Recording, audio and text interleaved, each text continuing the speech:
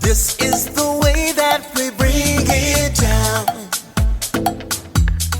Down, down, down. Down, down, down. Down, down, down. Down, down, down. Down, down, down. Igniting the fire within you. Exalting the melody of freedom. These are the things that will bring it down. Down, down, down. Down, down, down. Down, down, down. Down, down, down. Down, down, down. So gather the faithful. Tell everyone to stand and shout loud. Shout loud. Shout loud. Let's bring it down. Let's bring it way down. Let's bring it down. Let's bring it down, down. Let's bring it down. Let's bring it way down. Let's bring it down. Let's bring it down, down. Down, down, down. Let me tell you, it's in the air. Joy is in the air. Love is in the air. Can you feel it? What it feel like? Freedom. What it feel like? Don't sleep on it, brother. You might get left, sister. Can you feel it? What it feel like? Freedom. What it feel like? Justice. No need to be counted, cause I am down. Down, down, down. Down, down, down. Down for the end of racism, for the end of bigotry, cause I am down. For the end of misogyny, that's right. For all the isms out there, just down, down, down. Let's bring it down. Rise up, people. No more foolishness, and let's bring it way down. Riding the river of change into the cries of contrition. This is the way that we bring it down. Down, down, down. Down, down, down. Down, down, down. Down, down, down. Down, down, down. We are the children of Eden, dancing and celebrating freedom. We are the ones that must bring it down. Down, down, down. Down, down, down. Down, down, down. Down, down, down.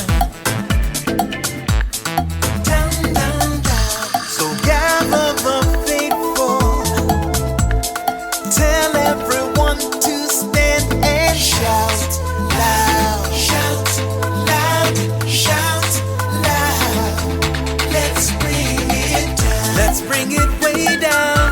Let's bring it down. Let's bring it down, down. Let's bring it down. Let's bring it way down. Let's bring it down. We've got to bring it down. Down. Stand up and shout. Stand up and shout. Rise together. Accountability starts now. The Eric Dawson Radio Show. Yeah. Rise up. Stand up, shouting loud. If you are not prepared to come to that table and to represent that voice, don't come. Because we don't need any more brown faces that don't want to be a brown voice. We don't need black faces that don't want to be a black voice. We don't need Muslims that don't want to be a Muslim voice. We don't need queers that don't want to be a queer voice. And if you're worried about being marginalized and stereotyped, please don't even show up.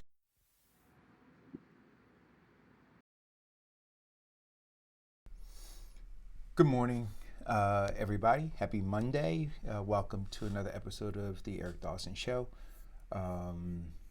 We're on every day, Monday through Friday, 10 to 12, talking about issues that impact us all and kind of, how to get around them, how to improve our quality of life.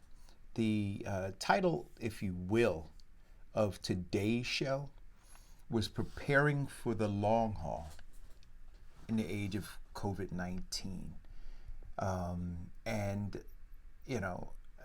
Whether you want to be, whether you don't want to pay attention to it or not, whether, you want to ignore it, doesn't mean it doesn't exist, doesn't mean that it's not going to be here for a long time. And our norms are new norms now, and how we function, how we accept it, and then how we adjust will determine how we survive. How we accept it, how we adjust will determine how we survive. So for those people who just bury their heads in the sand, you will be completely run over and impacted by it. For those people who are paying attention to what's going on and are making the necessary adjustments, you have a better chance of faring. And that just is what it is. But make no mistake about it, this is a major tsunami that is wiping across not only this country, but across the world. But we're here in the United States, and how does it affect us? I had some light things to talk about, and maybe if Diane calls in or Vincent calls in, we can touch some of those light things. But I'm just going to get into, some heavier topics. Furloughs. The state is talking about furloughs. The city is talking about furloughs, Newark. And I'm sure before long, you're going to have all of the other municipalities talking about furloughs too. Well, what does that mean? It means less income, less stability, less services, right? So as this thing trickles, it's like a death by 1,000 cuts. And the cuts are now starting. They're paper cuts, right? And you figure you get one paper cut, not so bad. You got 1,000 paper cuts, well, now you're bleeding, right? And you get 2,000, 3,000, 4,000 paper cuts, now you're bleeding out. And so we're taking paper cuts every single day with no real hope in sight. And no real hope in sight, mainly because we have inadequate testing. Mainly because people don't want to listen. They prefer to listen to conspiracy theorists, and so social distancing isn't happening. And in the end, we're tying our own noose and we're hanging our own selves. And so, in preparing for the long haul, one of the things that those who are listening to science, those who are adhering, what you have to prepare yourself for is the fact that we live in a democracy where we have people who are going to always operate outside of what is their best interest. So, the weekend, Saturday, we had great weather, and there were people who took it upon themselves to disobey social distancing, disobey science, disobey the guidelines coming from the CDC, the World Health Organization, and science in general, and they decided that they were going to take matters into their own hands. And so, as we see in some places across the country, there has been an uptick now in coronavirus cases. Some of that has to do certainly with the increase in testing. The more testing we do, the more cases there will be, but also what we have to understand, and this is through science too, what we see now isn't a result of what happened now. What we see now is a result of what happened 2 or so weeks ago. That's what the modeling showed us. So we won't see the results of this weekend until 2 weeks from now. You following what I'm saying? So the uptick in cases that occurred were not an uptick in cases because of this weekend. They were an uptick in cases because of things that were done, both on the science side as well as on society side, in terms of identifying the various cases. What was done this weekend? And trust me, everybody's going to be looking at the numbers now. They're going to be looking at the number of cases going into hospitals. They're going to be looking at the number of deaths, the number of reported COVID-19 cases, and they're gonna look at what occurred.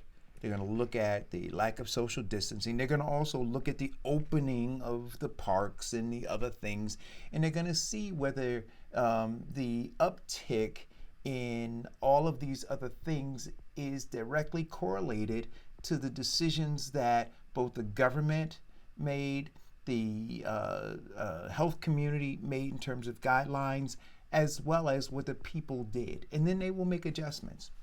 But because I'm trusting the science says when you don't social distance, when you don't wear a mask, when you touch your face, when you cough on people, when you do all of those things, this virus that we so desperately want to be gone but don't want to be responsible for helping it go away will linger. And its lingering is going to cause more harm.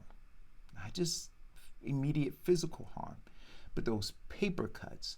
So when you see somebody who's being furloughed now, you can equate it to the fact that you have some people on the other side who are saying we shouldn't social distance. When you see more people getting laid off, you can equate it to the fact that you have some people who want to take their masks off and want to breathe in your face. Do you understand what I'm saying? So there's a direct correlation. And we, responsible people who are following the science, we have to be more boisterous in telling those other people that they are harming us. See, those other people have taken to the streets, they've taken to blogs, they're being paid by special interests, all of these things are happening, and they're driving a narrative to fulfill a very narrow agenda. And that agenda has nothing to do with you. And so as they go to do that, and as you remain silent, and because what do we say? The squeaky wheel gets the most attention. And so as these lawmakers are trying to figure out what to do, we see what happened and what's going on in Maryland, right? So you had the folks show up with their AR-15s or AK-47, whatever they had, with their masks on, skull and crossbones stuff strapped, to the teeth. Coming in there to intimidate lawmakers. And so lawmakers, because, again, let's understand the animal we're dealing with. The lawmakers' responsibility is simple. They want to be reelected. And they are going to do whatever is required to be reelected. And so if you have special interest over here, they're making the most noise because they're contributing to their political campaigns, well, then they're going to listen to them. If you have nutcases out there who are, oh, hey, Sherry Sinclair, what's going on? How are you? I miss you. Anyway, so if they are making all this noise over here, then that's who they're going to cater to. So those people who were screaming and hollering in the streets about opening up, if you look at the political bend, what these politicians are doing, because they have a belief that those people will organize more than you sensible people will when election time comes and vote them out of office. And so now the politicians are playing the short game as well, which is, hey, I want to be reelected. And because people won't stand up for themselves around issues that directly and indirectly impact them, and then you have this other group over here that's willing to stand up, then hey, guess what? I'm going to test to see which way the wind is blowing, and then I'm going to go the direction of the wind. And that's what they're doing, because you're remaining silent. And so you have to become more vocal, right? I'm not saying that you take to the streets like those other folks did. I think you can become more vocal through collaborating, using social media tools, to create petitions, to create groups of folks who are going to call legislators and lawmakers and tell them what you want, and they'll look at that too, right? So they won't just look at the folks who are showing up and acting out publicly. They will start to count those numbers of phone calls that they're receiving, and when those numbers get to be daunting, they will look and say, hey, listen, we've got an active constituency over here too. We've got a special interest group over here too that is equal to or greater than these knuckleheads who are putting people's lives at risk. And so we can rest assured that if we address those folks' needs who are calling in on our line saying we need to keep things shut down, we need to do these other kinds of things, that they'll vote for us if we do that. And so you have to take action, direct action, to position yourself counter to what the nutcases are doing, to show lawmakers that you're prepared to come out and fight for your own future. If you don't do that, what did Malcolm say? He said, nobody's going to give it to you. If you're not willing to fight for it, you don't deserve it. And so for those who are out there fighting for it, fighting for having parks open, fighting for having beaches open so they can congregate and they can, defy science, all those people, right? So that is the deal. Now, I think in preparing for the long haul, I believe that we need to be open, right? But I think that we need to be open responsibly. But we have to have lawmakers who have the backbone to enforce what is responsible. But I'm not suggesting at all that we should just be completely closed, right? Because if we were, we wouldn't have toilet paper, we wouldn't have dishwashing detergent, we wouldn't have groceries. If we were to take the position that we should be 100% closed. So there are people, as I discussed last week, who have to be out there, who have to take risks. But we should be monitoring those people. And there are still some groups that should not be out and should not be taking risks. Not all groups, but some. You can open it up a little bit more. There was a conversation about a guy who wants to open up his gymnasium. Well, the reality is people can work out at home, right? So you don't have to, a gym isn't essential in that people can work out at home. And you don't even need dumbbells to work out. You can find, if you've got 2 5-pound bags of flour, 2 10-pound bags of flour, or you got some cinder blocks in the bag, right? You could work out on, you got some bricks. You can work out on the push-ups. Listen, did you know that Herschel Walker, who used to play for Georgia and then went on to play for the Dallas Cowboys, well, he played for Donald Trump in the I forgot what that now defunct football league was, but he played for the New Jersey Generals. And then he went on to play for the Dallas Cowboys, and I'm not sure if he was then traded to some other team. But anyway, my point about Herschel Walker is this. Herschel Walker, with the physique that he had, wasn't a weightlifter. He just did push-ups and sit-ups. So you can get the and you have the ability to walk and jog around the block if you want to. Right? So you can get the exercise in, and you can get some, on Amazon, you can get some resistant bands and some other kinds of things. I was told that Peloton, and I don't get paid for promoting Peloton, although we have a Peloton bike here. And it's pretty cool. But you can get a Peloton, you can do a number of other things. And I think if you get a lease on it, or you pay through your card if you can, if you've got the credit to, and that kind of reminds me, I'm going to talk a little bit about credit repair. I got a phone call this morning from somebody who knows somebody who wants to begin to use this platform to talk about credit repair. So we're going to have that conversation too. Diana Murray Clements. If I could just finish this point, and I'll welcome you to the show. But there are things that you can do at home. So the I don't see the, with the exception of the employees and the owner of the physical fitness or gymnasium or gym being open and them benefiting directly, I don't see it to be something that is responsible for the community at large. And so I think that politicians or lawmakers who have backbones to be able to go and say, no, this isn't for the good of the general public, so you can't be open right now. Until we have those, we're going to be in danger. Hey, Diane. Good morning. How are you?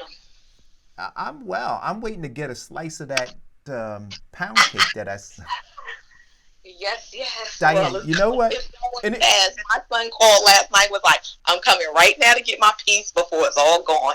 And so people who are tuned in who don't know, we've been doing some baking back and forth. Deidre does this amazing thing. Deidre Viney, who is on Tuesday. So if you guys tune in tomorrow, get a wealth of information about how to prepare for the long haul regarding employment and those kinds of things from Deidre. She's owned her business for 20 years, and she works both with companies and with who are looking for talent and with individuals who are looking to be hired. So she does that. But she also, during her spare time, works with her daughter on Saturday to bake delicious treats. And more than the delicious treats she bakes, she's building this amazing bond with her daughter, which I think is absolutely incredible. But anyway, Diane has been baking too. She tried her hand at some bread, tried her hand at some cake, and my sister is persevering. And yesterday, when she put that masterpiece up on Facebook, I tell you, Diane, you didn't see it, but I was grinning ear to ear. I said, "Look at you go!" My husband said he came, he looked at it before it even came out the oven. He came upstairs. He was like, "I smell cake. Is it ready?" I was like, "No." He came back. He ate my cake. He was like, "Let me taste it." He tasted it. He's like, "Thumbs up. Now this good cake. This good cake." There you go. There you go. You said your house the smell just wafted through your house? Absolutely. Not like that disaster, that bread I was making. He was like, "Does it smell like bread?" I was like, "Yeah, no."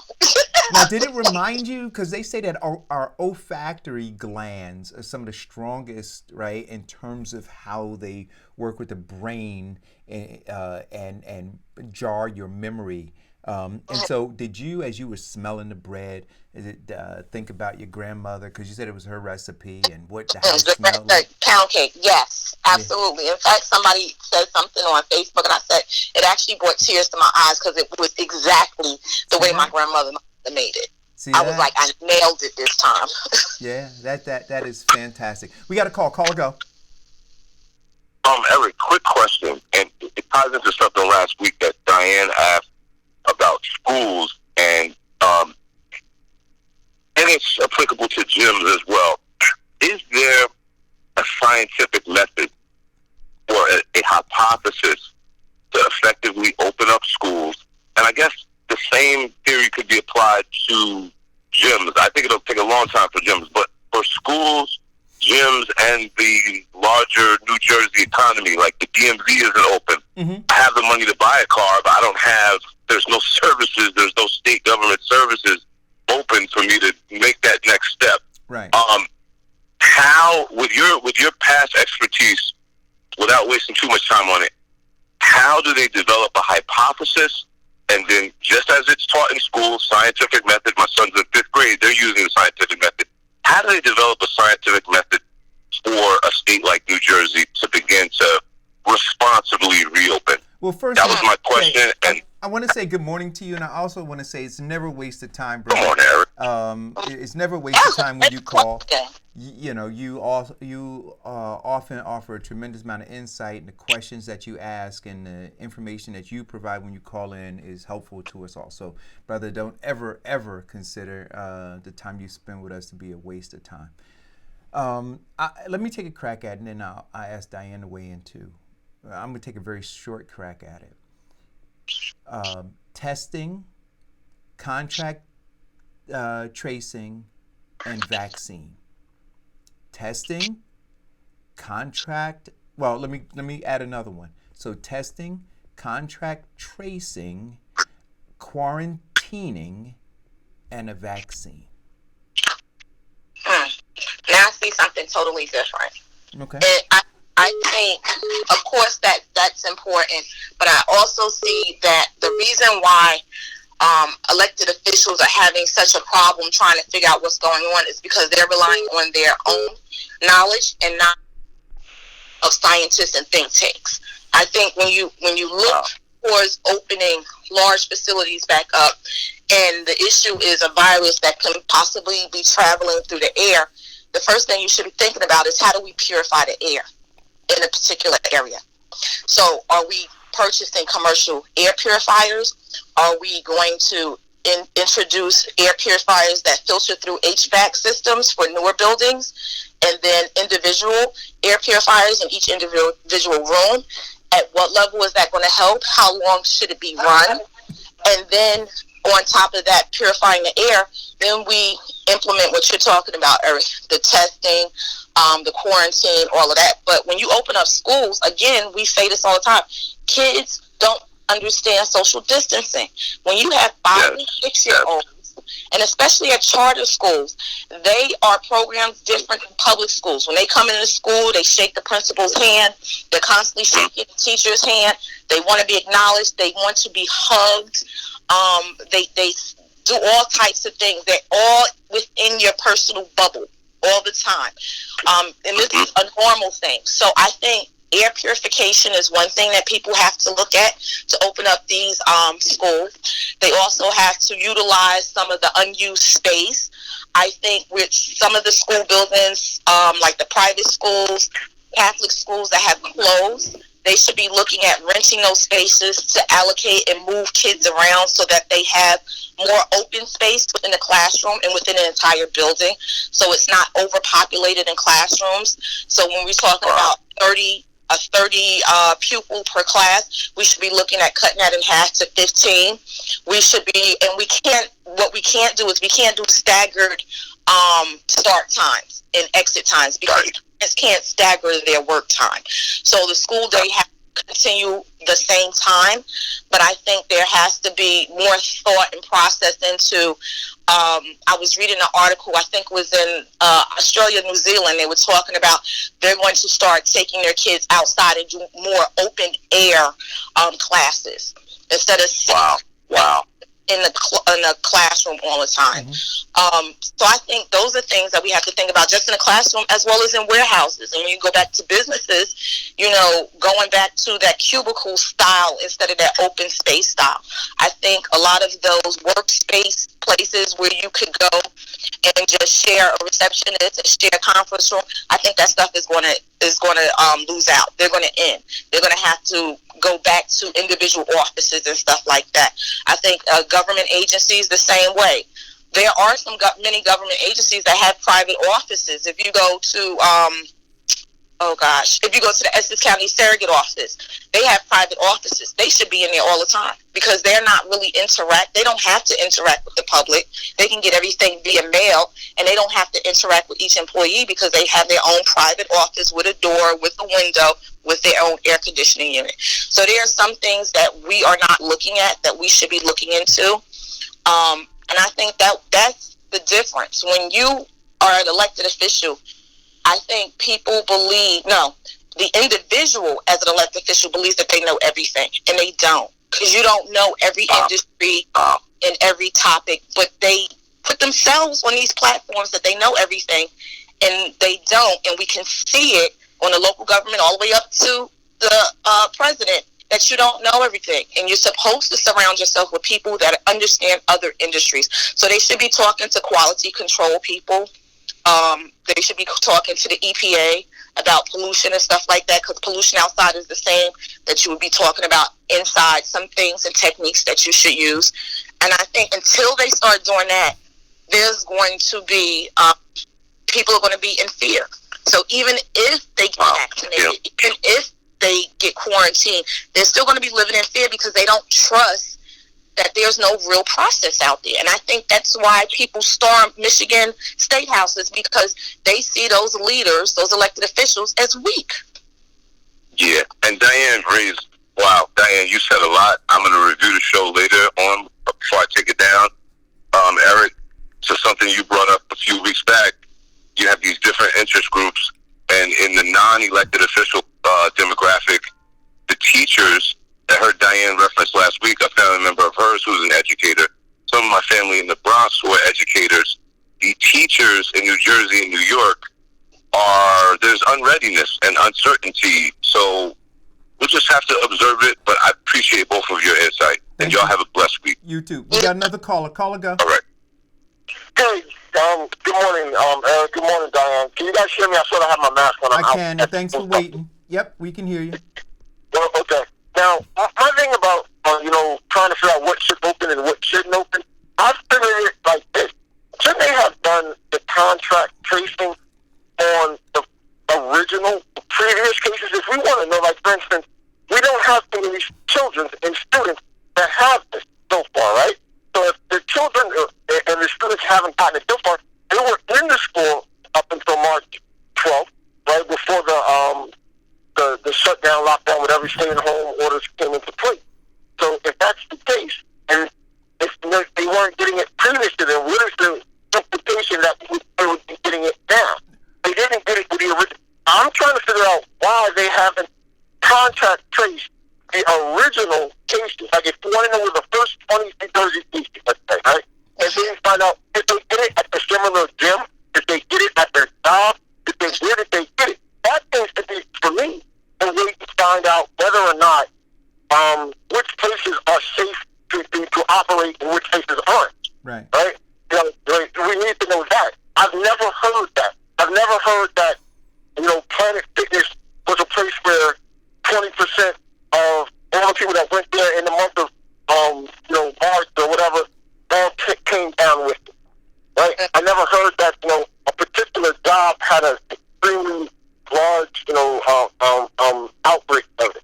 So without knowing that, if we could just find out where the original cases came from, then we could understand better how it spread. Well, one of the things that they did do, so I don't know all of what they've done in terms of contact tracing. Let me tell you what my understanding is. Firstly, they realized that a large number, a very concerning number of cases were coming out of senior buildings and out of assisted living or long-term living facilities where older people were. So as they started to see that, they immediately began to shut that down and ultimately, had people not come into those, right? So they did identify that as a hot spot. So if you remember, they were calling things hot spots. And in those hot spots, they were limiting the number of people who could come there. I believe that and so this is where folks say, well, they're not following the science. And it was irrational to shut down the schools because there was no science that suggested that these kids contracted it or that it was a hot spot or any of those other kinds of things. But the science is ongoing, right? And so what I think they did was they recognized that you had the potential, right, based on what they knew and what they knew, more importantly, what they knew they didn't yet know. They expressed caution in saying, you know what, because we're not so arrogant and so pompous to believe that we know everything about this. Why they call it a, what was the novel, right? Novel coronavirus, meaning that they hadn't seen it before. So they showed some humility in saying, you know what? Yeah, we're epidemiologists and we've got these degrees and stuff, but there's still some shit we don't know. But what we do know is we have a lot of babies in these schools that go home. They go home to their grandparents, they go home to their parents. And because we don't know, we're going to proceed cautiously and we're going to shut these things down until we can figure it out.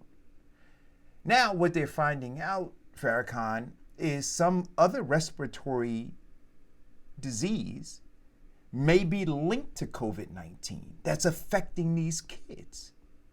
So one has to now say, well, okay, imagine had they kept the schools open.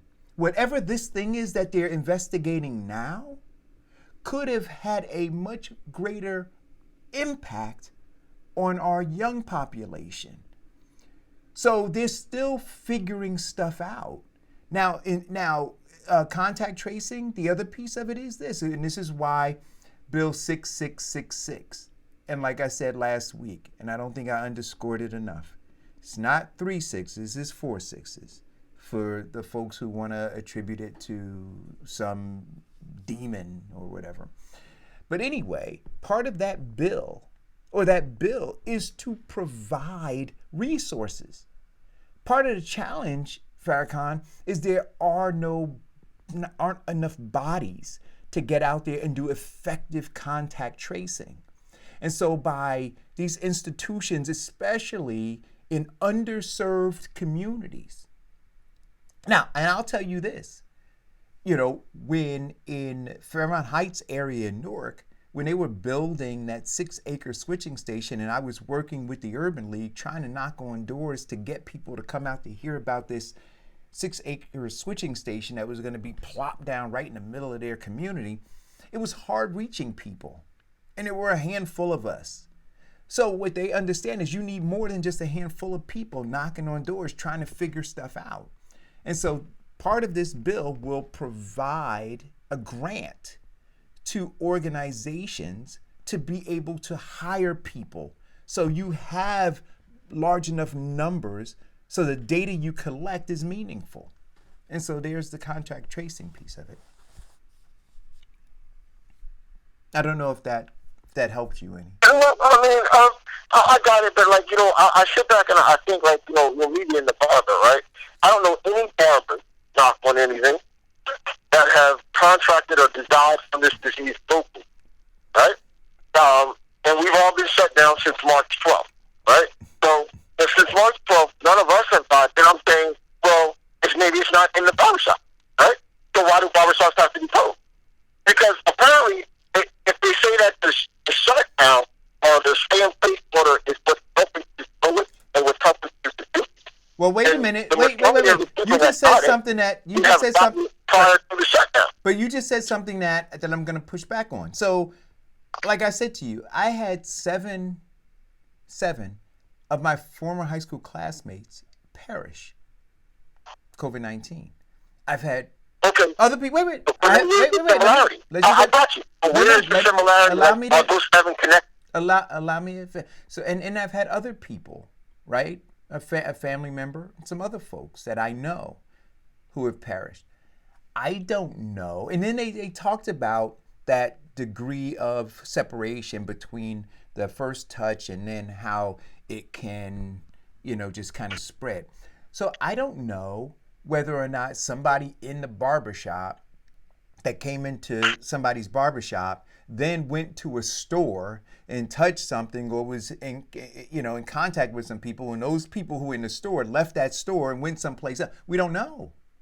So you can't. Well, I don't know if that is as important as Farrakhan knowing what are the health procedures and hygiene procedures that you're taught in barber and beauticians and cosmetology school that would prevent or expand viruses. I think that's what we need to start. Each industry should have some type of health protocol about passing germs and viruses. And if we adhere to those things and go back to each industry individually, then there should not be a problem in opening up industries if everybody is following the proper procedures. Right. I do believe that if people follow best practices in whatever industry you're in, that's all we can do, right? Is do the best we can to not spread pathogens from one person to the next. So it doesn't matter what your industry is. I think we all need to learn how to do that. Right, but what we are, and I agree with you. But Farrakhan, let's take your industry. So Diane, you are spot on. That's what we need to do. But we also understand what? We have folks who are rogue within our community, right? That's part of a democracy, right? So even during the shutdown, Farrakhan, you talked about some barbers and some salons that lifted their gates and snuck people in. We saw in the news that some barbers, or at least one barber who defied, contracted COVID-19 and died, right? So you still have that. And so when we talk about, in conjunction with what you said, Diane, we still need to have contact tracing, because when these things break out, because you will have people who don't want to follow the rules, you have to be able to trace it back to where it came from. Absolutely. I'm not saying that you shouldn't have it. I mean, that's and this is what's funny. Contact tracing is not new. It is done. I gotta go, dog. I'll talk to y'all later. Thanks for the call. This is not new. When HIV came out, herpes, all of those things, any type of disease that comes out that you can pass from one person to the next, they always do a form of tracing. Who have you been with? Who are your partners? Who have you been around? Whatever, however they decided that you were transmitting it is how they asked the question. So this is not new. And people should not feel like, oh, they're breaking on our civil rights and they're taking away this. This is not new. It has always been in place. It's been in place for hundreds of years. How they track diseases, and how to track it back to as far back to the original person as possible to figure out how it started. So I don't think that's the problem. I just think the issue is, again, elected officials who are not informed enough to go back to each individual industry and discuss with their health person, the public health person for that industry, to decide on what can be done and what cannot be done. And if we are tracking even more people, then let's start tracking who's coming in for our business, who's coming into the business. Keep a record of that if we do that for 30 days or 60 days to see the transmission from one Diane, person. Diane, listen, no. You listening to me? They're encroaching on your constitutional rights, Diane. They're trying to tear down democracy, you have no rights. How about that? If you're dead, you have no rights. Diane, but you hear what the conspiracy theorists are saying, right? That all your rights are being trampled on. That if you do that, you're being fear-mongered into relinquishing, your constitutional rights. So I agree with you. I'm being very sarcastic right now because I agree 100% with you that this is what we need to do, right? And so in part, when we talk about the long haul, preparing for the long haul in the age of COVID-19, if you want to get back to work, there are new rules. There are new rules. We're not playing by the same rules anymore.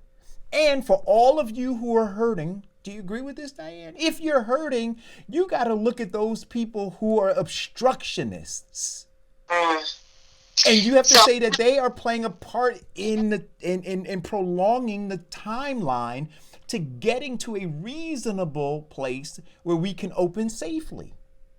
So I sent you an article, and it discussed restaurant and bar owners say that social distancing could wipe out their industry. That in the state of Georgia, they allowed restaurants to reopen on April 27. However, 3 restaurants that were owned by this particular person, Ryan Pierce, said he still shudders to even have his business open because he's worried about the health of his employees, the customers. Will he make a profit? Will he violate social distancing rules that are in place? Like, it's a lot. I think I missed that's just the food industry. I think I missed what you said. I just want to be clear. You said that they're concerned that following social distancing will impact their business negatively? Yes, that they can't make a profit with social distancing rules in place. Right. But he's also worried and concerned about the health of his employees and his customers. And he believes that this is just another reason that restaurants will stay shut down. Right. So we got a caller, but I want to address that if I can. Caller, go.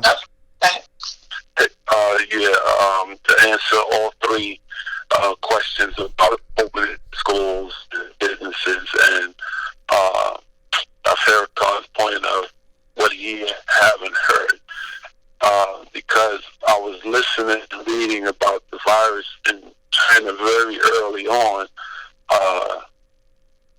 and understanding of how viruses are spread. The term we should have been all looking out for was communal spread. That went over a lot of people's head, and it's still a community spread going on. And then the term infectious control. If we don't stop the community spread, or come to understand that we must get this infection, this infectious virus under control, life as we know it is not going to be simple as it once was. And we all need to start talking about, never mind these useless debates about this virus and that virus and where do you get this information from, if we don't come to terms that this virus is still spreading throughout the community and it's still very infectious, life as though it will not be simple for a long time. And I'm no doctor, I'm just a truck driver that can listen to in a way that, this just affect my money. Yeah, it's affecting all our money. It's not just affecting my money, and it's not just affecting your money. It's affecting everybody's money.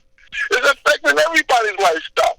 But at some point, we have to get above ourselves and understand that this infectious disease has to be put under control, and we have to stop the spread throughout the community. So you know what I think happened, Mike? So this is what I believe happened. In the beginning, you had a group of people who were concerned, right? Whether they were concerned just about themselves, their families, about this disease, people dying. Yeah, we're getting information, some misinformation, some correct information. But they were trying to process it all, right? And then in the middle of that, it's kind of like if you look at if you remember, well, I love this movie every time I think about it, the Titanic, right? So when the ship first started to sink, when water first started coming on, there was very little panic, right? People trying to figure out what was going on. But as it became clearer and clearer what was going on, more and more people started panicking, and then people started going for self. Right? Paying to get on the boat, to get off the ship. They were killing people. They were trapping people. They were doing all kind of stuff. That's kind of what I see happening now, right? So people are trying to get off the sinking financial boat, right? So it hit the iceberg, which was the pandemic. And people didn't understand what was going on. But now people are trying to get off the boat and they're going for self. And when we had Dr. Wright on, Dr. Wright said that is our nature, right? That we are not, talk about the United States. We are not united in any way, shape, or form, right? So stop it. And so because we're not united, we are not even united about trying to kill off, and like you said, stop the spread of this. We're not united in that. It's every man, woman for themselves. So, hey, shit, I didn't catch it. I'm good. Let me go back to work, right? And so and the hell with you. And until we can unite around it, because this virus has a single mission: to survive. That is its mission, right? And the most simple. To find the host. That's absolutely right. That is its mission. Host can get in the community and do its thing. You know, it could be a small community, a big community, or whatever. You know what I mean? The best thing they did was stop. So wait a minute. So let's stop using another word too, okay? Because when we say community, there's a meaning behind that word. All right, yeah, you understand where I'm going, right, Mike? So we just got a group of selfish people in a space, in a common space, but there's not a community, because to be a community, you would understand that now you have this invader in your community that is seeking to find hosts in order to wipe you out. Now, because we're not a community, hey, to hell with you. I'm good. That makes a lot of sense. See? Come on now. So preparing for the long haul means what? We have to do the thing that we have never done.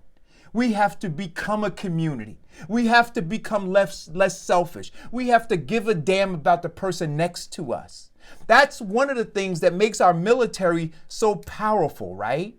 Because what they do is they tear down that individualism in our military and they build up a sense of community. So the guy or woman next to you is more important than you, right? See, and so we are right now, guys, in a war. Like it or not, we are. And we have a common enemy. We haven't identified it as being a common enemy yet. Because why? Because it hasn't knocked on my door yet. Yeah. That's the key word, right, Mike? Yet. Have a good one. Thanks. That's the key word, yet. Yet. So, look, we're never going to get back to what was the normal. We have to now adjust. We have to. And our failure to adjust will be the reason for our demise. Our failure to adjust. We have to adapt. It adapts. See, that's the other thing, right? This thing adapts. We have to be willing to adapt. And our unwillingness to do that is going to lead to our demise. So to prepare to survive, we have to adjust. We have to adapt. We have to do that thing that is not in our nature. We have to become a community. We have to recognize we have a common enemy. And we have to care about the person next to us. So, anyway, so Diana Murray Clements. So we were talking about the restaurant business. Oh, yes, thank you. So here's what I'll say about the restaurant. That too is going to change. So when you went into business, so I'm putting my marketing hat on. I'm going to get a design for, and say marketing, so I could take the one hat off, put the other hat on. I think I'm going to be interrupted by this phone call that I'm trying to take.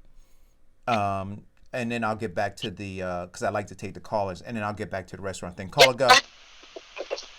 Caller? Hi. This is Anissa. Can you guys hear me? I can. Okay, because I don't want to sound muffled. I have my mask on and I have my earbuds in. Appreciate but you. I just wanted to call about, I appreciate you. Thank you. But I just wanted to call because I know that, they were talking about hairstylists and barbershops opening up.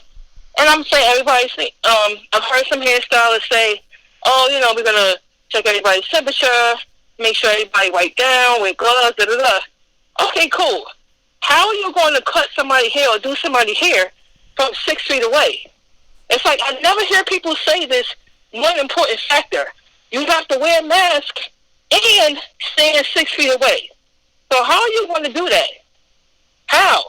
And all it takes is just that one person to walk in who has no symptoms, and they, you check them, they ain't going to have no symptoms because they're going to be asymptomatic.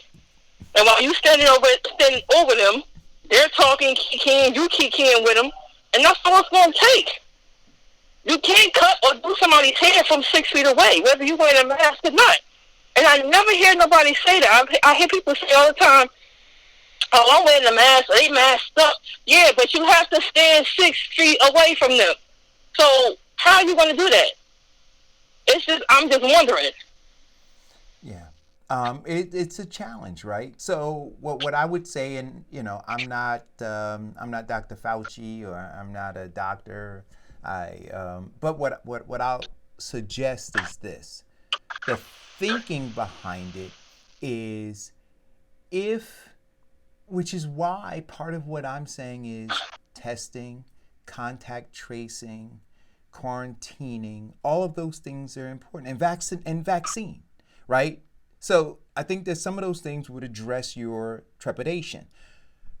If, however, I owned a barbershop or a salon, and a customer came in, one of the things that I know, one of the tools that I know I do have, and I'm saying this with an asterisk because we also know that people can be asymptomatic for a period of time, right? But one of the tools that's at my disposal is to take their temperature, right? So now I know right now, I just took your temperature. I at least know that at this moment you don't have a temperature. Doesn't mean that you don't have the coronavirus because you could be asymptomatic, right? But tool at my disposal, take a temperature. Other tool at my disposal, I'm gonna wear a face shield. Why? And I don't know if you saw the reports, but they're now talking more about the eyes. Remember, Diane, 3 weeks ago, we were talking about eyes, right? Yeah. We were talking about all the orifices. And if you guys remember, I was even talking about the ears. They haven't really been talking about that much, but trust and believe, that's gonna be the next thing, guys. Orifices, all of them. 2 eyes, 2 nostrils, a mouth, 2 ears. Protect them. Absolutely, I agree with you. I'm just saying, like, I just think for like they start now with. I'm seeing pictures with people, the nail salons. They have the partitions up, and everybody's, you know, the nail tech is on the other side, not even wearing gloves. And I'm like, do you honestly think the nail techs that are in the hood, they're gonna actually wipe down? No, they won't. Every chair a lot of them after. won't. Because a lot of them don't. Wait a minute, hold up. Wait a minute, I get my nails done, so I get gel. You think that everyone, when you get a gel manicure, you have to stick your hands inside of the lamp? It's like a lamp. You really think they're gonna write down every lamp after every person? Of course not. They're gonna come in, put the partition up, look where it says, get the money and go home. Period. They're not gonna write down everything, especially in the hood. Of course not. They're coming for the money. Absolutely. And see, that's the other thing that should be a crackdown on. Now that these nail salons and these beauty shops are shut down, the health department really needs to be stepping in, because a lot of them shouldn't have been open anyway. A lot of these nail techs, majority of these nail techs are not licensed. A lot of these doobie shops, not licensed. One person, right. That's it. And that's where the health department has failed us as consumers for a very long time. And now it's now coming to light. So if we don't push back, and if the licensed professional hairstylists and nail technicians don't push back, we're going to get worse than what we get now. Because think about it, you have gotten infections from them cutting your cuticles. Mm-hmm. Absolutely, using that grater on the bottom of your feet, and they're not supposed to. Exactly. Mm-hmm. Exactly. So, okay, you guys, I'm at work, but I'm gonna sit back and listen. Thank you. Right, thank you. So let me finish what I was saying about the nail salon, then I want to get back to the restaurant, right? Because now we're talking about how businesses need to adapt. So if I were a barber, and I'm first going to employ the tools that are at my disposal. Right now, all I have to work with from the health experts is take temperature, right? A lot of restaurants are doing that too, right? Take a temperature. And so now I'm going to protect myself, all my orifices, 2 eyes, 2 nostrils, 2 ears, mouth. I'm going to wear a mask.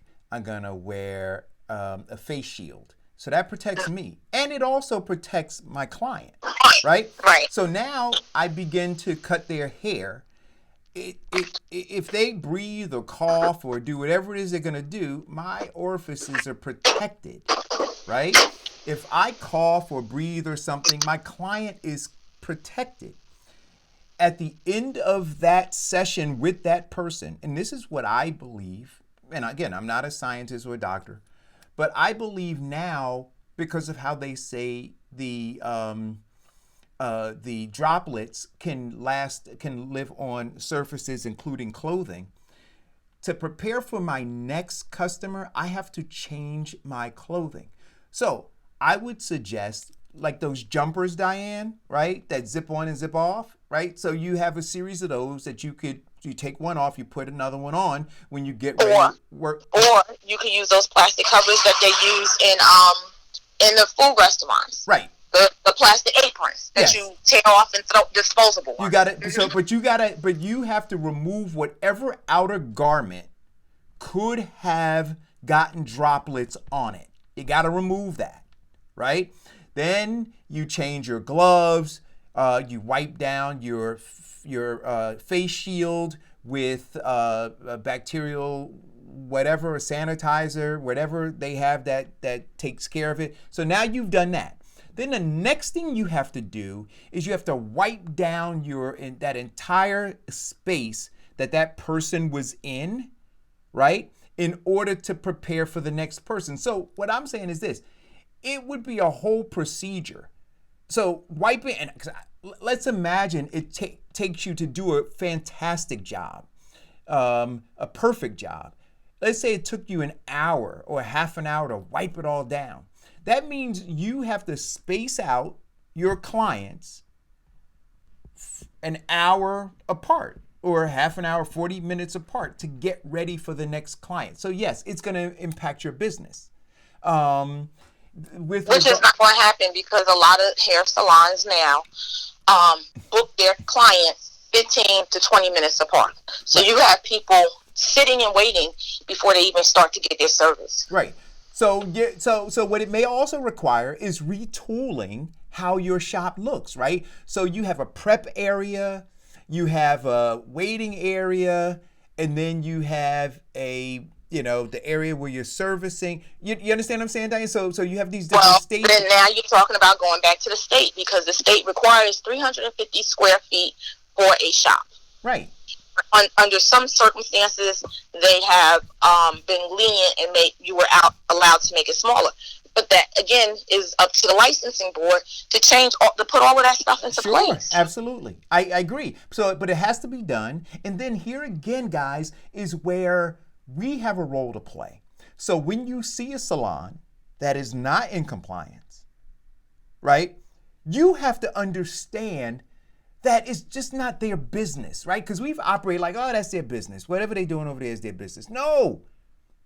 10 people that went to that salon may go into a local store that you then go in, or somebody else goes in, and then that virus travels and it makes its way back to you or somebody else. So you have to understand that you're in a common battle, right? And this person over here dropped the ball.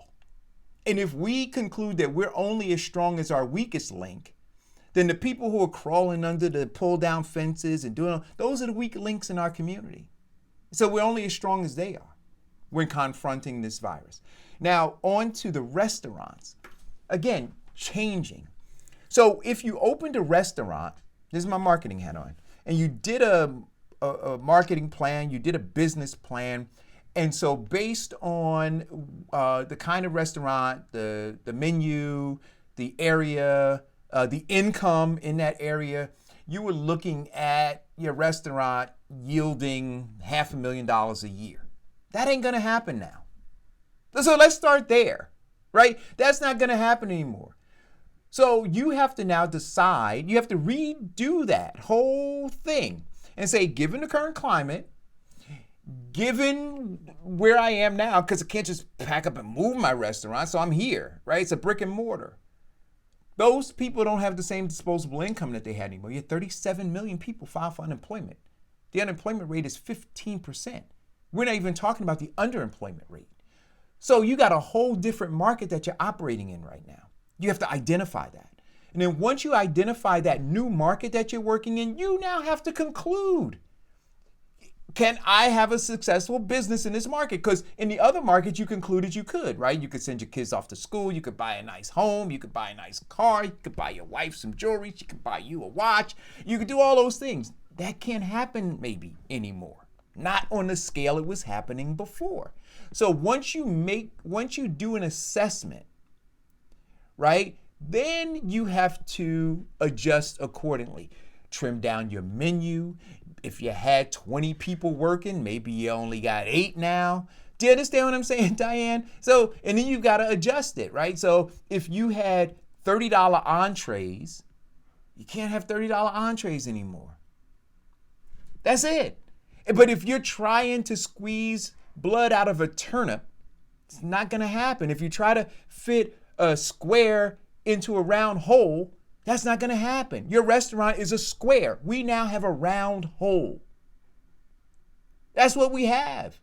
And preparing for the long haul, you have to have these come to Jesus meetings with yourself, with your business partners, with your family, with your loved ones. And say, this is what we're living in. You can't change it.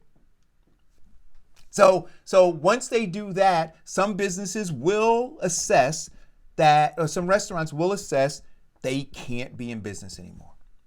Other restaurants will adapt, right? And they'll fill that space.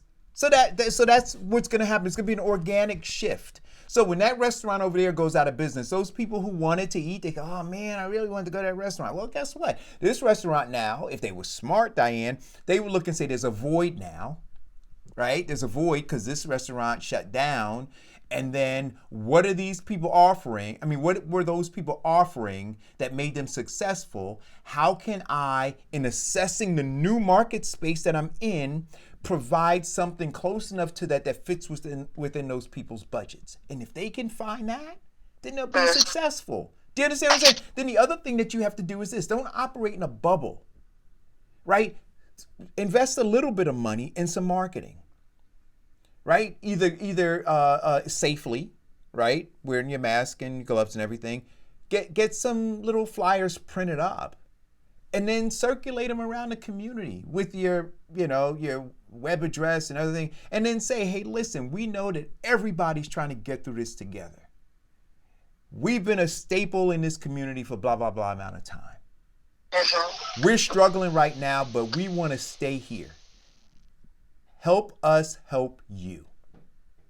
What is it that we could provide that would keep you coming in this current age of COVID-19? Now, those people will provide useful information to you because they don't want to have to travel to another neighborhood if they could keep a restaurant in theirs, right? So if you're now partnering with them to find out what they could use, what would be beneficial to them, then I think you have a better chance to succeed. I give you that one for free.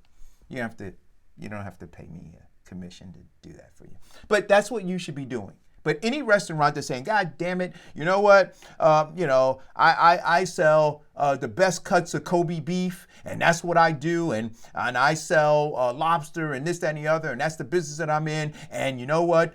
Because I have to now have fewer chairs in my place, it's going to affect my business. Well, you know what? Yeah, you're gonna go belly up. All right. You're going to go belly up because nobody or very few people who were buying Kobe beef before, if you're looking at 37% 37 million people who filed for unemployment, 15% unemployment rate, not really focusing on the underemployment, but we know that's huge too. Those people are not focusing on Kobe beef right now. Some of them are standing in food pantry lines. That's fact. Yeah, that's true. Absolutely true. Now, I saw it on ABC News last night. Sylvia's in Manhattan, in Harlem, was giving back to the community, and they were giving out, they had partnered with the National Action Network and another organization, nonprofit organization, and they were giving out food, bags of food daily. Yep. So some restaurants are now transitioning to do those things, to give back as opposed to be asking for money and paying for services and stuff like that. So there are a couple things there, right? One thing is this: cause marketing is always good. Always good. Cause marketing means you're addressing a cause, right? So you decide that you manufacture socks, and you do a marketing campaign that says, for every pair of socks you buy, we give a pair to homeless people, right? Or for every pair of socks you buy, we give a pair to cancer patients. Or for every pair of socks you buy, we give a pair to whatever, right? That's cause marketing. And then people are more likely to buy your socks because they know that buying your socks does something good. Right? So to that end, a company like Sylvia's that says, hey, look, we're a staple in the community, and this is our brand. And I heard an interview with, I don't know who those people were, her sisters or relatives, who said this is what Sylvia was always about, giving back to the community. So okay, if that is the cornerstone of the brand, then you have to honor that, right? And so now by her giving back, and understand what she's getting earned media that she's not paying for, right? Because we're talking about it. It was on the news. They were talking about it. So she didn't have to pay for that. So somebody who was thinking about Sylvia, they said, you know what? Let's go support Sylvia because Sylvia's supporting the community. So it's very smart business on her part. Then the other piece is this. With restaurants, you have waste. You have write-offs. Right? So I'm sure that a part of this is write-offs. If you look at what restaurant waste in terms of, I forgot what the percentage of food waste is, right? But she's able to accommodate that loss of food. And then she's also able to create possibly a tax shelter in terms of being able to write this off. So kudos to Sylvia's. Yep. So. Hey, Diane, go ahead. I'm sorry. No, go ahead. So we got some other entrepreneurs in our community and around the country who are doing designer face masks. And I think you saw. I think you saw my post, Diane. And you know, was it your post or your response on my post? Which one was it? Oh no, I put a post up that said, so now some black folks are buying designer masks with their stimulus checks. Well, I did not see that ignorant behind comment, but okay. Okay. But I did post something similar, and I actually know a young lady who has is doing masks, making masks and selling them. I actually know two people. So one person, I think I sent it to you initially, she has her business is Lock Socks. So if you want to look for it, it's SOCLOCSOC.com. I met her. I met her when I had my dreadlocks. Okay, her name is Joyce Stanley, and she's also a resident here in Hillside. She's had her business for many years. And she's now converted to add on to her business because, you know, she was doing the wraps and stuff for your locks and all of that. Right. She's now converted her business, and now she's doing face masks, and she's doing them in multiple colors, and she does them for adults and for children. In fact, I will get her to call in so she can talk about her business herself. So I would love that. But here's the question I'm asking, Diane. Is she designing utilitarian masks, or is she doing designer masks like Louis Vuitton and No, she's not doing Louis Vuitton, because in order to do that and to sell it, you'd have to have the rights to their And do you know what the price point is for her masks? Yes, they are 2 for $10, I believe. There we go. See, maybe a little less. Let me just make sure, because I bought so many of them from her. I'm not quite sure. I'll tell you right now. But go ahead. So those to me are utilitarian, right? So they're reasonably priced. They perform a service and a medical service, and you know, it may look good, right? But the purpose is to keep it priced for people, nice, well priced for people, affordable, and all those other kinds of things. That's not what I'm talking about. $10. They're $10 each for the adults, and she has them in colors. I'm looking to see how much the kids are. The kids are a little, I'm sure, less expensive than $10, but they're $10 a piece, so they're affordable. Right. And the kids are, here they go right here. And she was the first person I bought them from. They're also $10 for the kids too. And she has some, like I said, in multiple colors. She has camouflage for the kids, which is cute too. Mm-hmm. The hot pink. She has the neon colors and all of that as well. And literally, I ordered from her because literally I could look out my window, out my backyard, see her street, and I was like, "Look, Joy, I need these. Can you drop them out on the front porch?" She was like, "No problem. I'm bringing them to you." So, and she's a local business, so she's been here for probably in Hillside 15 or 16 years, but she's had her business longer than that, her and her husband. Yeah. So my question, or the statement that I put up, I think it had to do with, I saw a mask that had a zipper in the front of it, and it had some, you know, was a designer mask is how it was promoted, right? And then I went to go look, and then I saw these other designer masks, much like you have designer pocketbooks and designer jeans and designer this, that, and the other. And I said to myself, you know, you've got some black folk who are out here buying these designer masks with stimulus checks. Well, what are they supposed to buy it with? No, what I'm suggesting is don't buy a designer mask, right? If I conclude, where do designer mask at? Because I haven't really seen designer masks for sale by the designers themselves. I've seen people make counterfeit designer masks all over the place. So I haven't officially seen a designer come out. I've seen some designers state that they were going to convert over to start doing masks. But of course, there are different price points. But I have not seen it. So have you seen it officially by them, or did you just see the counterfeit ones? Oh, no. Well, I'm not talking about like the Coach and Louis Vuitton. I'm talking about, like fashion designers, local, or maybe even some. I'll post them. I'll post the ones that I've seen. So, but none of the major designers, right? Yeah. But there are designers who are fashion designers who are designing designer masks, and they're posting. Okay, so what are you saying? So you're going to tell me what to do with my stimulus money? Well, who are you? Who are you? Are you the stimulus police? Well, you know what I am, Diane? Because your stimulus money is part of my taxes. No, well, you know what? It's part of their taxes too. Right, but it's part of my taxes, and as you spend that stimulus money on that, right, the Democrats are passing a $3 trillion package. And so I'm saying, well, wait a minute. If there is a need, not a want, if we determine need over want, then we need to, I believe, at least act appropriately, right? A need over want. Acting appropriately is what? Wearing a mask or not wearing a mask? So you can't have it both ways. No. I want you to wear. Wear a mask and then tell people who to buy it from. Diane, I want you to wear a mask, but I'm asking, do you need a $60 mask? Well, maybe I do need a $60 mask because maybe my $60 mask is going to do better than that $3 mask that you got. No.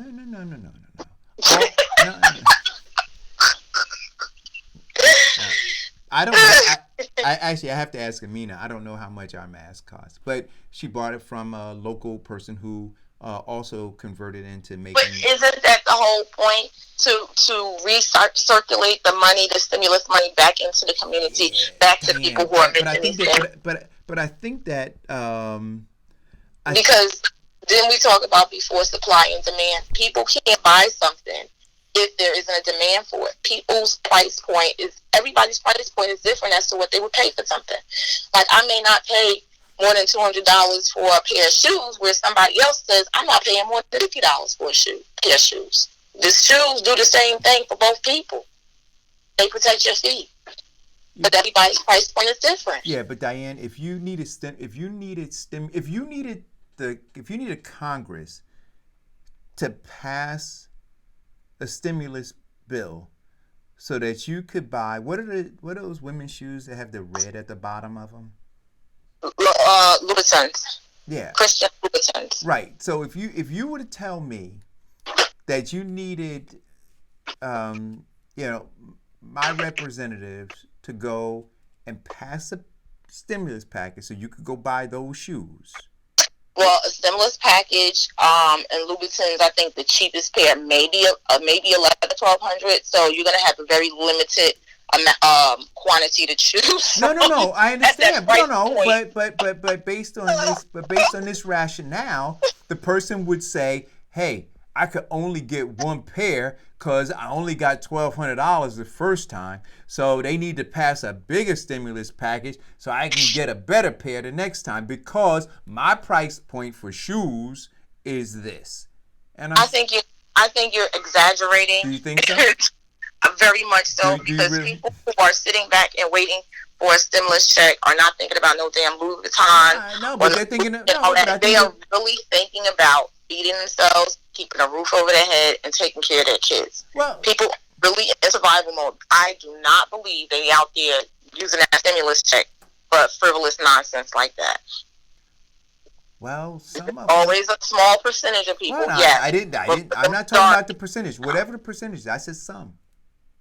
And whatever that percentage is too much for me. Like saying, you could say a little. Yeah, whatever. But it's answer. too much for me. It's too much for me to tolerate. Call or go. Diane, I saw more television boxes in front of people's houses after the first round of stimulus checks that I did Christmas time. What? Fact. I saw more Christmas in the hood. I will say, I saw it. I saw more Samsung and LG boxes sitting out in front of the houses on garbage day when them first couple of checks came around than I did this year for Christmas. That's for sure. I can honestly say that. So, maybe they finally was able to pay towards it and get it off the layaway. I don't know. And right now, it's a lot of templates. It's a lot of templates for the car lots to be closed. It's a lot of templates. I can tell you that. Well, but we know this, right? Because we saw the articles where they talked about people who were collecting unemployment now earning more money. Well, I shouldn't use the word earning, right? Because they're not earning it. People who are getting more money than they've ever gotten. Because along with the unemployment, they're getting an additional $600, right? Because of the stimulus package. Some of these people are getting $800 checks a week. Right, which is more than they were making, and so they're stacking this up. And then you have some that aren't getting their checks that have not. No. Well, we can have that conversation about them. But what I'm saying is this: in preparing for the long haul, I'm simply suggesting this: that money's going to run out. That money's going to run out, and so while they're buying the flat screen TVs that Farrakhan said he saw the empty boxes for, or the temp tags on the cars. Or the fashionable designer masks, right? That money's gonna run out, and so maybe look for the long haul and say, you know what, we're gonna live with the TV we got. We're gonna sock this money away because a rainy day is bound to come, right? We're not gonna go and get the temp car, get this car. We're gonna continue to function the way we did because we're still dealing, like Mike Sproul said, we're still dealing with this thing. It's not over. Right, and then maybe instead of getting the $60 mask, maybe you go and get the $10 mask or the $5 mask. Packages came at the wrong time. Maybe getting a car is what they needed for transportation because it was safer to have your own. You know what, Diane? I always love you looking at the silver lining. But hey, Diane, we're in a shutdown, so where are you going with your car?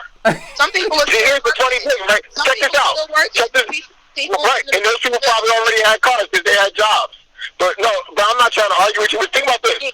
The stimulus package is coming while people are shut down, while businesses are shut down. So the only businesses benefiting from the stimulus package are the giant corporations and billion-dollar corporations that didn't need it, that didn't even accept it from the government themselves.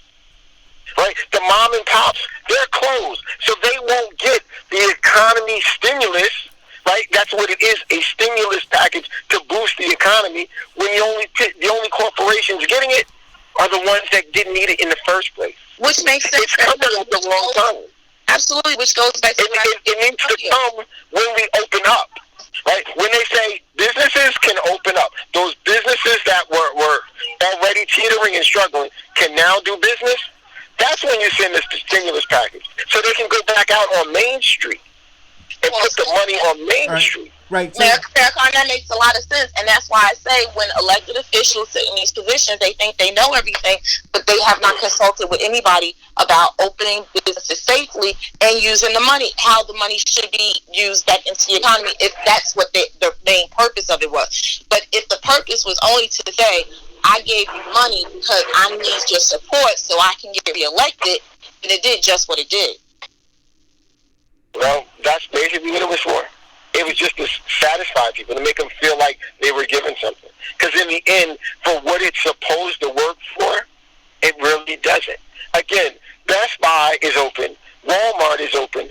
They're billion-dollar companies who were already in the black. Their companies weren't hurting. So it doesn't do anything for them. They're just getting the same business they always got. But now, for all those mom and pops on the main streets, the Springfield Avenues, the South Orange Avenues, that's closed, the 14th Avenues, like myself, you're not getting a dime of that. Right. We don't get a penny from it. So it's just a show. It's for show. That's what it ends up being, for show. So now... I'm going to sit back and listen. It's a fun show today, guys. So now I want to move on to this, Diane. Furloughs. But wait, you know what? Before you move on, maybe that should be, and we haven't done a polling in a long time. A polling. What did you use your stimulus check to do? Because it's anonymous and people could put their information You in know it. what, Diane? And let's Can I tell see you what something? people did with the money. Listen, I'm gonna tell you, I don't think anybody that went and bought a flat screen is gonna put that up there. Or anybody that went and got a car gonna put that up there. People that bought a splash screen ain't listening to us no damn way. That's one of the problems. But That's for sure. But see, there lies. Their relatives that are listening to us trying to steer them in the right direction. Right, but there lies polling, right, and how inaccurate information is. So we could do a poll, but what we pull out of our poll is not going to really represent what's going on, right? It's going to represent how the folks. So, but it is a valid question to ask the people who listen to this show. What did you use your stimulus money for, right? But preparing for the long haul. Murphy talked about furloughs. I just saw an article came out. Ras Baraka is talking about furloughs. I think Dwayne Warren, mayor of Orange, newly elected for his third term. We need term limits, people. But anyway, I think he talked about the furloughs. So when these furloughs, so again, people are living, as my dad's friend says, deliciously right now, right?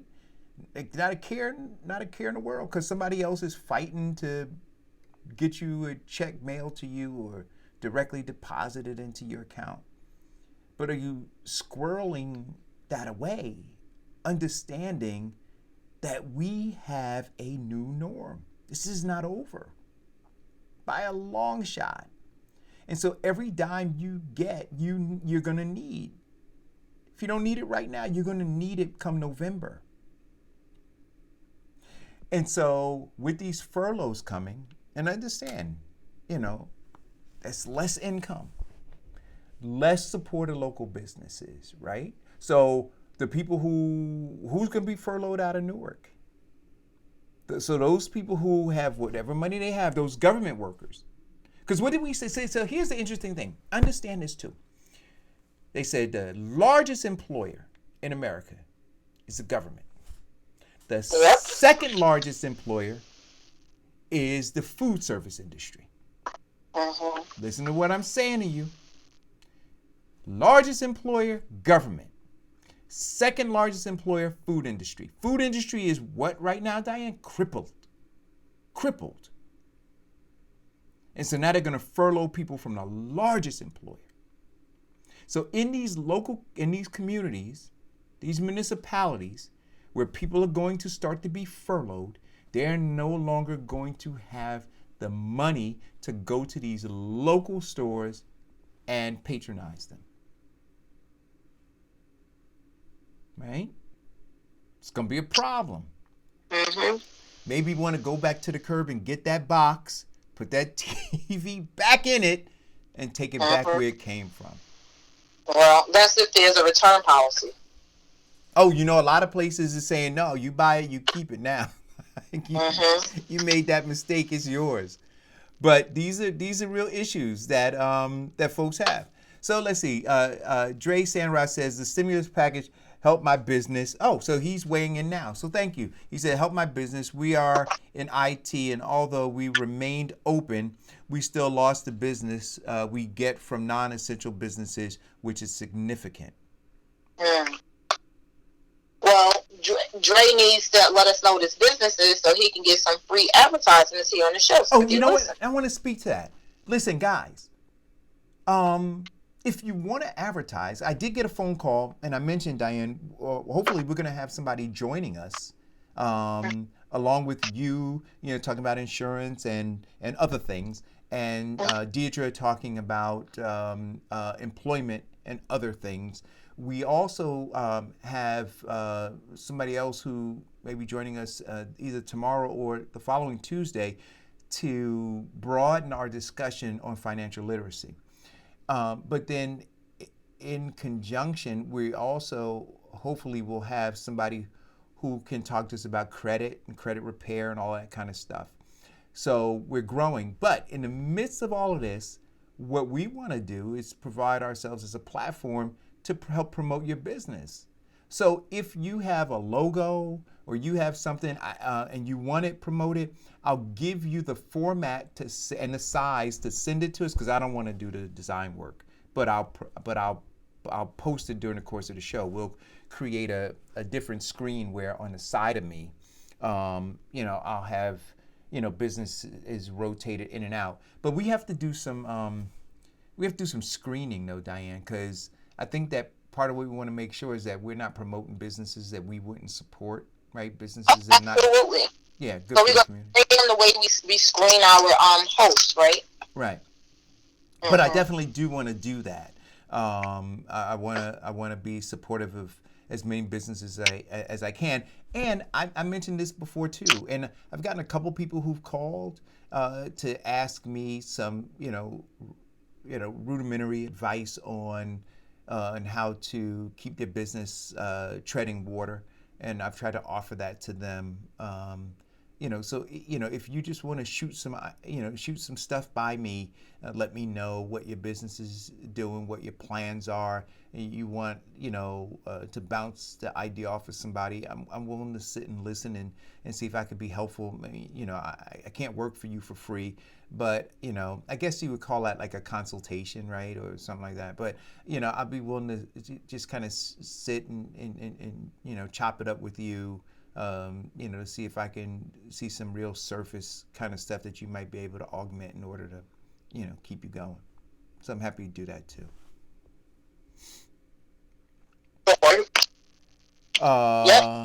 What else? What else? The other thing. I posted this on my page, right? And I did get feedback. So I got some calls to make.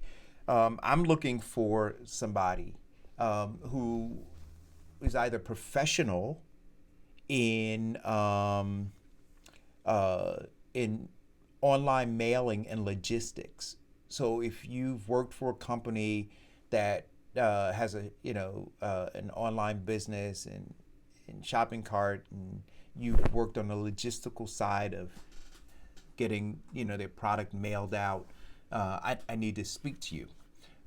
Or if you are a person who's out of work and recognizes that you need to change your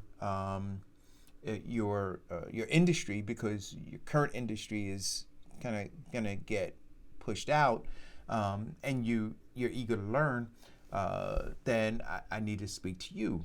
Because there's some things that I'm doing that are expanding.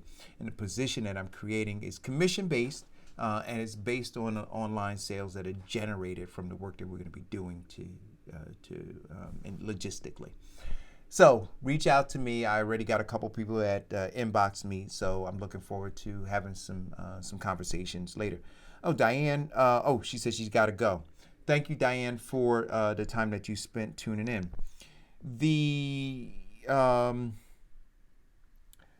piece on businesses is if you can create partnerships.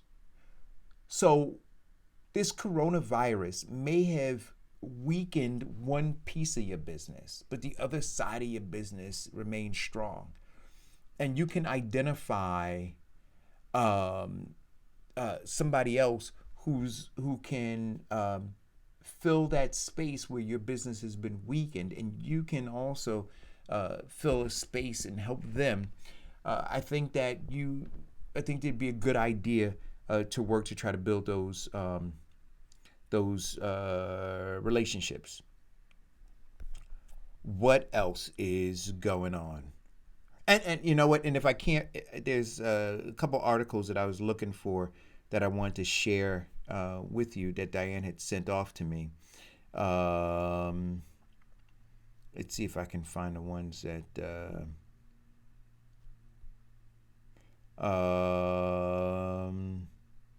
No, I can't find what she sent to me.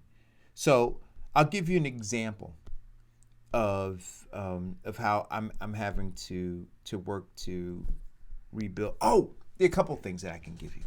So maybe this will be like a small lesson. In the business that I'm in, we were looking at doing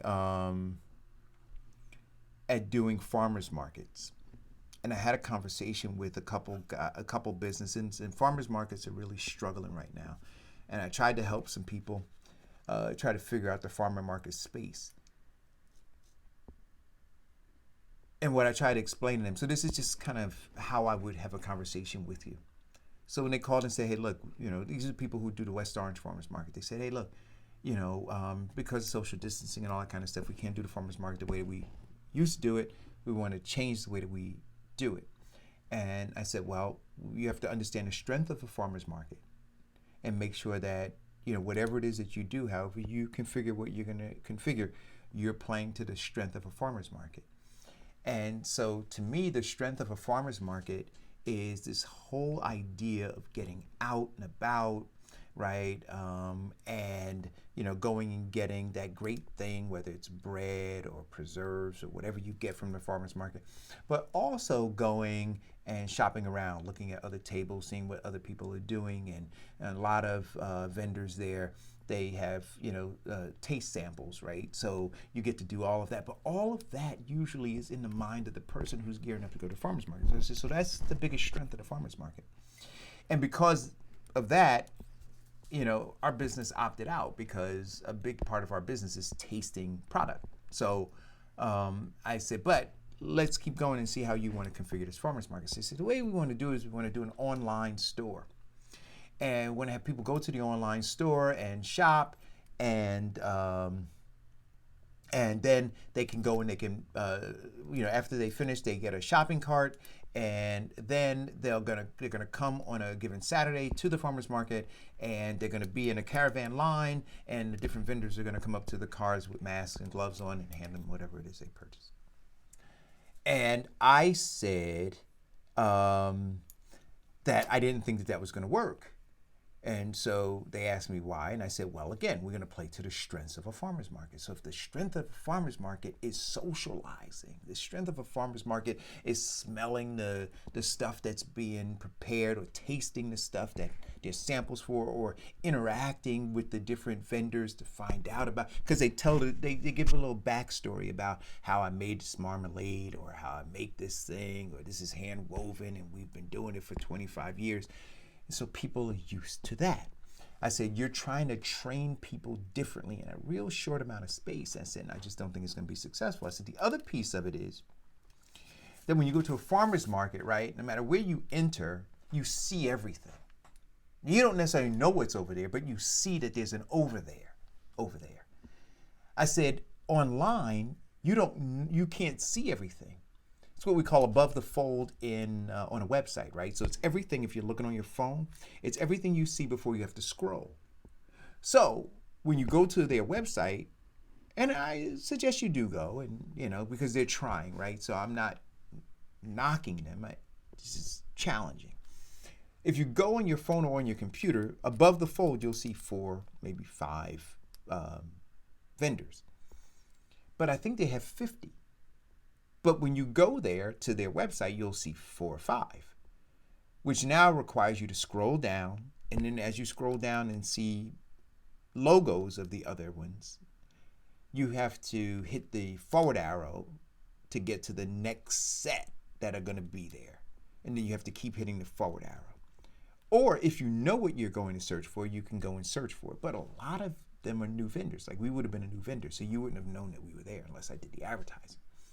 So I said to them, well, to solve for these solutions, I said, I think that you have to create some sort of a video or something that kind of substitutes that sensory, like that satisfaction of seeing everything, right? So it's got, whether it's using the Ken Burns effect, right, in motioning in and out images and music and all kinds of stuff and voiceover, you're going to have to do something spectacular. You can't just have this static thing.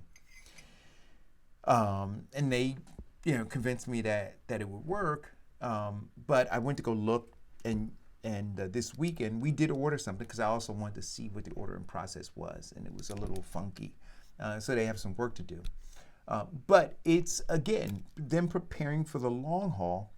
I don't know that they did all of the things right. They did some things. They got up, right? They got up. But part of getting up and getting up in the wrong way is you now create a new brand. So in the age of COVID-19, this is the first interaction with this new brand.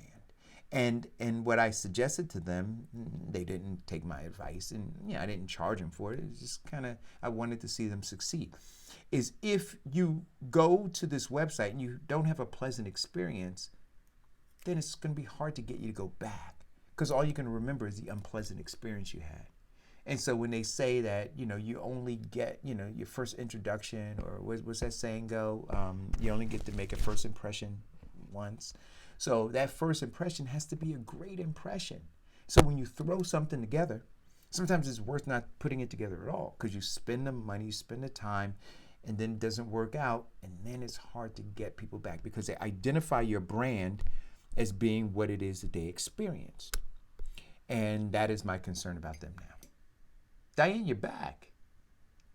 Yes, I had to. Yeah, I'm back. So I don't know if you, but I was, Munira said, yes, talk solutions. So I'm trying to talk through an actual solution for a business, or at least I gave them some solutions. And now I'm monitoring to see how they go. And so now on my end, well, let me ask you a question, because I don't know, did you listen to any of what I was talking about? No. Okay, good. So this is perfect. Do you like farmers markets, Diane? Yes. What you is saw? I sent you something on it this morning. Did you see? I did not get a chance to look at it yet. I saw Amina responded to you. I didn't get to look at it yet. But let me ask you a question. What is the best experience that you look forward to when you go to a farmer's market? Oh, talking to people, looking at the stuff, smelling the fresh foods and stuff. Just interacting with the people and socializing. What we ain't gonna be able to do no more. Right. So if you now know that a farmer's market is online, so they've created a website, a web portal. What's the immediate feeling you have about that, and what your draw is to a farmer's market? Well, that doesn't bother me.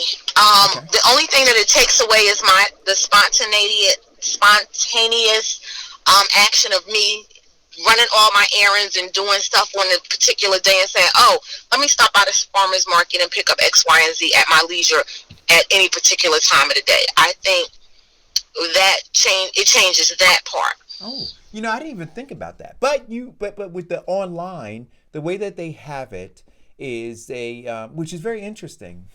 So they have an online portal, and you can order. There's a window of ordering. So I don't remember what it is. Go look at the West Orange Farmers Market. You can Google it and it'll come up. But let's say it's from Monday to Thursday. You can go on their website and you can search or scroll down, find vendors, look at what their offerings are. You can order and then pay online for what it is that you want. And then on Saturday, you actually go there and you are in your car in a caravan, and you're waiting because they have your as your sign-in, they use your license plate number. And so all of the vendors, they see the cars that are coming in the caravan, and they identify you based on your license plate, and then they come up and they bring you your whatever it is you order. I've seen that, and what I that was similar to what I sent you that they were doing in upstate New York also. Oh, that's how they do it? And then and then I just sent you, and that's so they're doing that in West Orange, and then I just sent you after that something that they're doing similar to that, and they have all of the vendors lined up in 2 rows, and people drive through to each particular vending table, and there's only one direction that you can go. So if in particular, if you miss something, you can't back up You got to drive all the way back around and come through it again, which is actually, which I'm okay with, because we do drive through now for so many different things, so I'm okay with that. Right. And that still kind of gives me the experience of leisurely going through and watching, because when you go to a farmer's market, you're not in a rush. So you're there to walk through and look. It's not one of those things like you're going through the grocery store, you got to rush through and get in and you want to get out and you don't want to be online. In a farmer's market, you enjoy taking that extra time to look at stuff. Right, but here are the kinds of things. So, guys, I'm walking you through, because again, it says solutions. I'm trying to walk you through some of the things that I went through in talking to the folks who run the farmers market in West Orange. So, what I suggested to them was a couple things. One, as opposed to being in your car, and I understand the idea of distancing, right? But if we understand the virus, we understand that masks and gloves are key.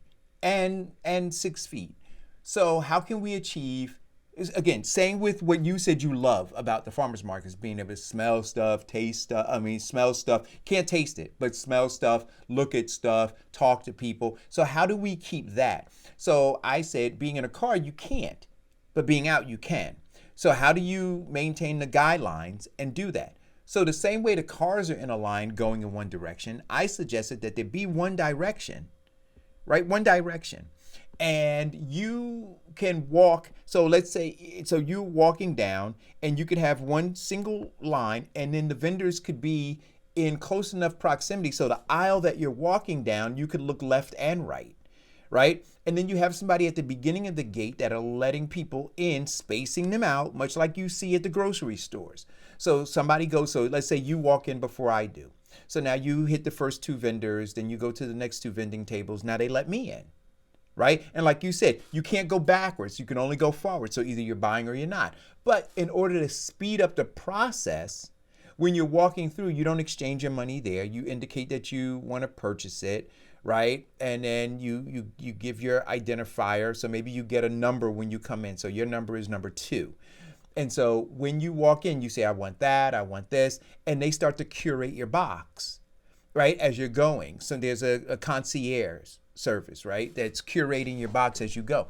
When you get to the very end, you pay. That allows for a bigger flow of people. And then maybe at the end, much like if you stood in the lines at some of the grocery stores now, they have one aisle where the line is, and then there's a person standing there and they direct you to an open cashier. So you could have under a tent 10 open cashiers to ring you out, right? But you're going down and you're having somebody assemble your box for you based on what you're selecting and that you want. Then you get down to the end, but then you get to smell the things, you get to ask the questions, you get to do all of those pieces. I just thought that would be much better than trying to go through a website and identify the things, and then maintain some of the things you said that you love about a farmer's market.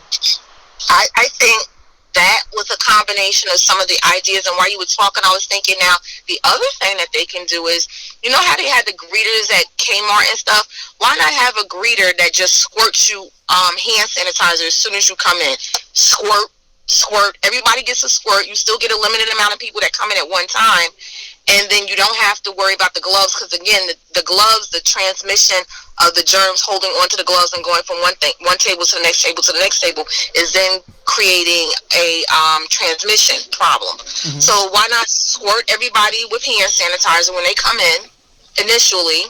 You still have a one direction or a couple of aisles that go down certain directions, and maybe even an aisle that allows a line that allows you to wrap back around without going outside and starting over again, but still limiting the amount of people within the farmers market, giving everybody the ability to see stuff. Because, you know, sometimes people can't buy stuff on the first interaction, because say, for instance, you sell candles.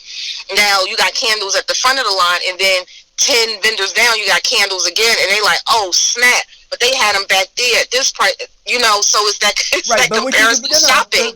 That's the thing about flea markets and these things. People like comparison shopping. But here's what you can do, right? So you don't get the candles this time, but if they have, so I'm not saying one or the other, I'm saying both. So you can also have the online. So now if you wanted the candles and you didn't want to wait until next Saturday, You can go online and you can go to that vendor that you pass and you can get the candles. Okay, so now you're providing pickup and you're providing in-service customers. Sure. So I think that could work. Do you understand what I'm saying? So now what because you're doing, think about it, because there are going to be some seniors who are moving really slow and may not have the capability to be able to, you know, to stay out amongst other people like that. Mm-hmm. So that would be good for them as well, to have the option to still be able to get the stuff that they like from the farmers market, support local businesses and grocers, and still get the same experience. Right. I think that would be good. Yeah. And the other piece that I suggested to them, and they didn't do it, was I said, look, one of the things is certainly in your initial farmers market, you need to have a catalog of vendors, like a beautifully designed catalog, right? So as the now, is this a catalog that they're touching, or is this a virtual, or is this this would be a catalog, one that you can see? Nope, this would be a catalog that's given to every car that comes through there, right? So to keep or recycle that same catalog. No, you keep it.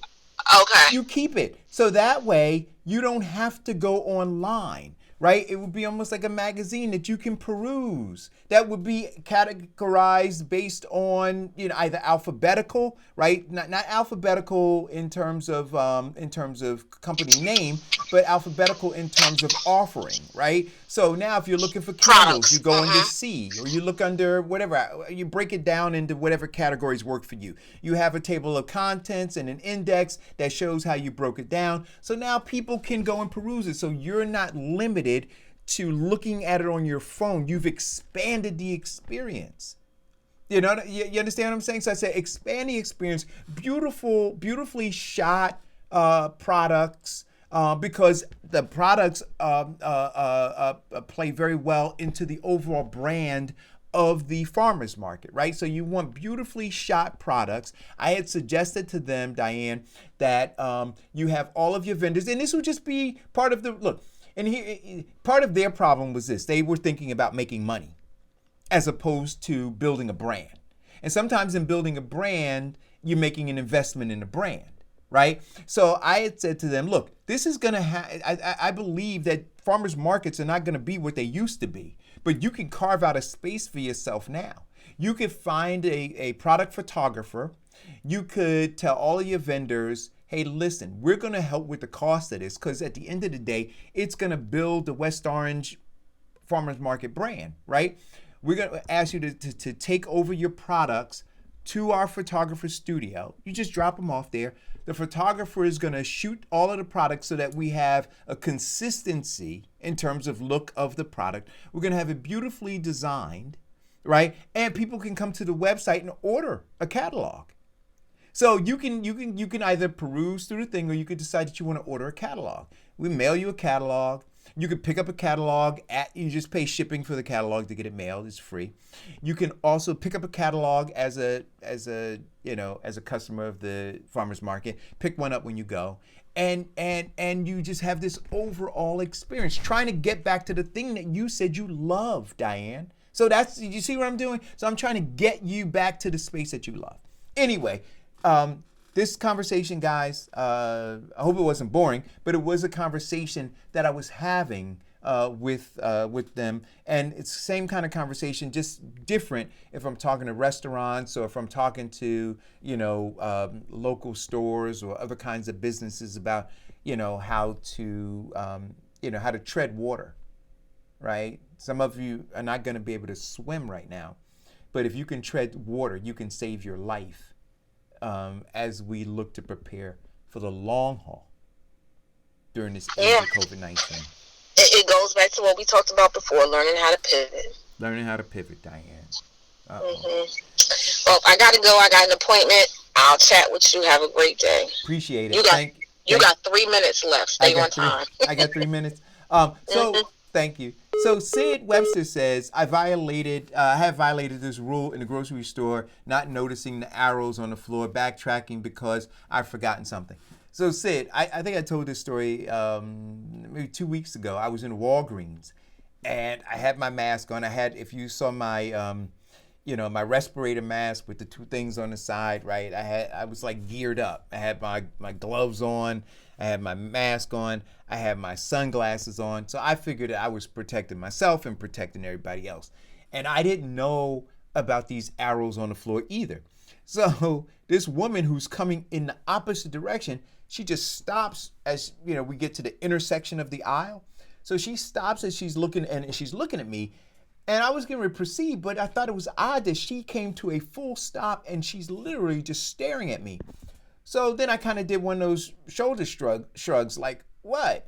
And she just yelled out, "You're going the wrong way." And I looked at her because I didn't understand. I mean, I understood she said I'm going the wrong way, but I understand why she was saying that. So I said, "What?" And she said, "You're going the wrong way." And she pointed angrily down at the floor. And I saw the arrow and I felt like an ass. So I turned around and I walked all the way back, apologizing all the way.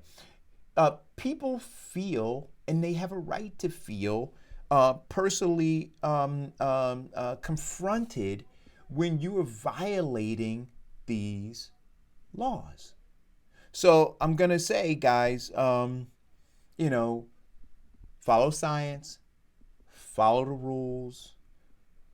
We can all, as a community, because it's the only way it's going to work, as a community, get to a new normal that can work for us.